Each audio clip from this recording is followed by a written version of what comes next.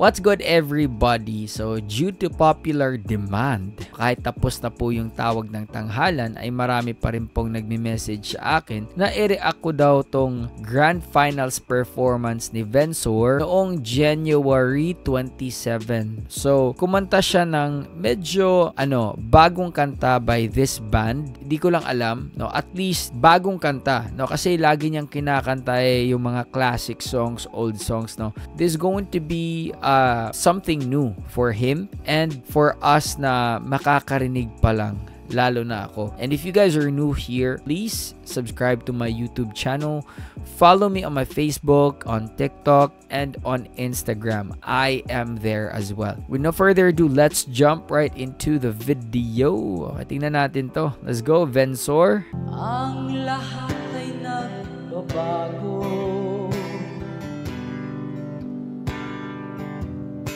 Ganun din ang puso ko. Okay, acoustic. Alam kung paano aamin, kung dapat bang sabihin ito. Ngunit kailangan na tapangan na sabihin ng nararapat na hindi na nga.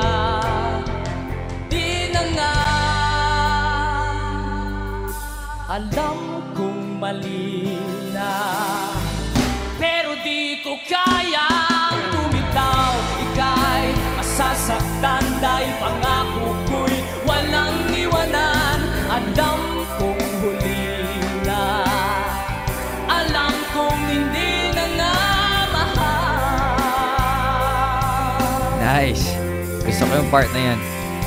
Ilang beses din sinubukan, pinilit ang nararamdaman, pero kulang, may kulang.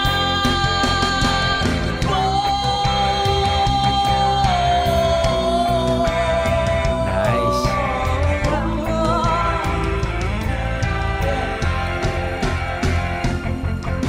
Alam kong mali na, pero di ko kaya bumitaw. Ika'y masasaktan May growl pa, nice. pangako ko'y walang iwanan.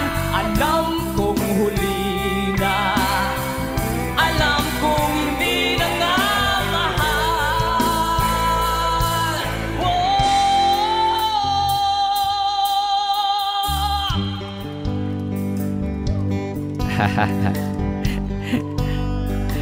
Let's go.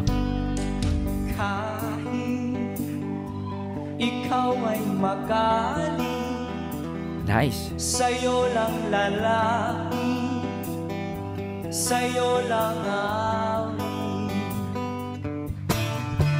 Kahit na ikaw ay nagbago na, iibigin pa rin kita kahit ayaw mo na. Tatakbo, tatalon, sisigaw ang pangalan mo. Iisipin na lang panaginip lahat ng ito. O bakit ba kailangan pang umalis? Pakiusap na wag kang lang umilis. Tayo'y mag-usap, teka lang, ika'y huminto. Wag mo kong iwan, ayusin natin ito. Daling sabihin na ayaw mo na, pero pinag-isipan mo ba? Lapit ng lapit, ako'y lalapit. Tayo ng layo, Nice. ba't ka lumalayo? Labo ng labo, ika'y malabo, malabo. Tayo'y malabo. Okay, key change. Bakit ba kailangan pang umalis? Sa teka lang, Okay, medyo nawala siya dito ah. wag mo kong iwan, ayusin natin to. Daling sabihin na ayaw mo na, pero pinag-isipan mo ba?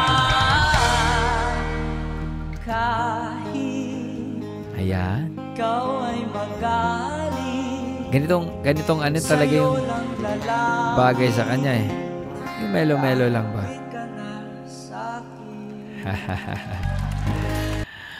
Okay. That was refreshing because hindi natin for me hindi ko narinig ever na kumanta siya ng medyo modern na kanta, no? Lalo na yung sa mainstream. Most of the time or most sa narinig ko from Vensor is yung classic old songs talaga. Now, I have to be very honest, no? Yung dalawang kanta is from this band if I'm not mistaken. And yung first song, okay lang. Okay. But the second one, mas bumagay sa kanya, no? Mas bumagay sa kanya. And sa akin naman, I think that Vensor's voice really fits well with mellow classic songs, okay? So, mas bagay talaga yung boses ni Vensor. Yung mga old school, yung mga old classic songs na sumikat dati, no? But he tried his best naman, no? Ando naman yung pagka-Vensor dumasig doon sa pag-deliver or pag-interpret na ng mga kanta. But the second song, actually, I love it from him. May mga konting subtle na mga alterations na ginawa to cater his style of singing. So, I like that from him. And medyo nawala siya doon konti, lalo na yung from I think the bridge part and then going to key change. Doon may parang break doon na, nawala siya ng konti, no? But he was able to make it up to us. Bakit? It's because yung charm at charisma ni Vensor, ramdam talaga, no? He sings very simply, no? Simple lang talaga siya kumanta and walang kaarte-arte, walang sigawan, walang ganon. But he tried his best na makater yung singing style niya sa mga songs na binigay sa kanya. And I assume these songs actually was given to him to perform. Hindi niya ito pick if I am not mistaken. And I'm sure of it. Kasi nga, maraming tao na nagko-comment na ipakanta si Vensor ng outside sa kanyang usual na mga kinakanta. And nag-enjoy naman yung audience, nag-enjoy yung mga judges, makikita naman natin sa mukha nila that they were able to enjoy and they were able to smile because Vensor was performing on stage. So yeah, that's it. And sana masaya na yung mga nagre-request dito. So hope you guys enjoy the One Piece out, everybody. Much love, stay safe, and God bless you all. Peace.